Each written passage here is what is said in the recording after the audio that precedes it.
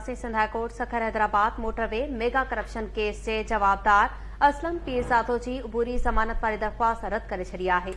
Update कयूं पिया। असलम पीरज़ादो गिरफ़्तारी जे डप खां बार जे ऑफिस में वेही रहियो। नैब टीम कोर्ट ॿाहिरां मौजूद आहे। ख़बर वाते पहुचायूं पिया।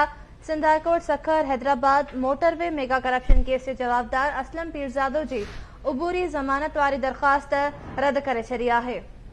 बिल्कुल नाज़रीन अवांखे अपडेट कयूं पिया। असलम पीरज़ादो जी अबूरी ज़मानत वारी दरख़्वास्त रद्द कई वई। असलम पीरज़ादो गिरफ़्तारी जे डप खां बार जी ऑफिस में वेही रहियो। नेब टीम कोर्ट ॿाहिरां मौजूद रही।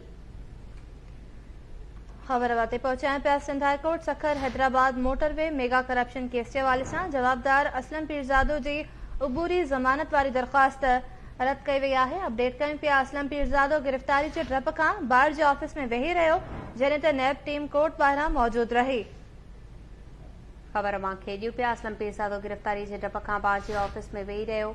नेब टीम कोर्ट ॿाहिरां मौजूद रही। Sindh high court motorway mega corruption case जे जवाबदार असलम पीरज़ादो जी पूरी ज़मानत वारी दरख़्वास्त रद्द करे छॾी आहे।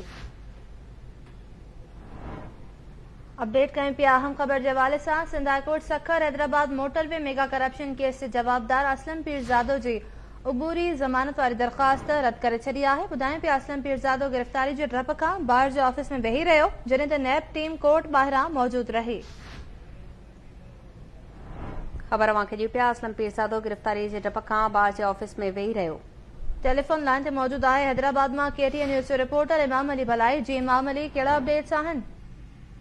जी Mainoor, Hyderabad high court bar में अॼु M6 motorway mega corruption case जी अॼु हाई कोर्ट में ॿुधणी थी आहे। नामज़द जवाबदार असलम पीरज़ादे ज़मान ते ॿुधणी थी, जंहिं ते high court circuit bench Hyderabad में जवाबदार असलम पीरज़ादे ज़मानत वारी दरख़्वास्त रद्द करे छॾी आहे। गिरफ़्तारी खां अॻु ज़मानत उन करे ॾिनी वेंदी आहे जो अव्हांखे जांच कराइण जो मौक़ो मिलंदो आहे। अदालत पारां अहिड़ो सख़्तु कावड़ जो इज़हार कयो आहे जवाबदार ते, जॾहिं त उन वार सां नेब जवाबदार असलम पीरज़ादे ख़िलाफ़ वधीक सबूत हाई कोर्ट में पेश करे छॾिया आहिनि।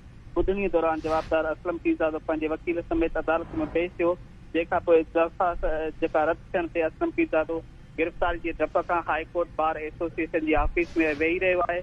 Sindh high court circuit bench Hyderabad जे 3 गेटनि वटि नेब जो अमलो जेको आहे गाॾियुनि समेत पहुतल आहे। जी ठीकु आहे। इमाम अली भलाई, अपडेट करण लाइ वॾी महिरबानी अव्हांजी।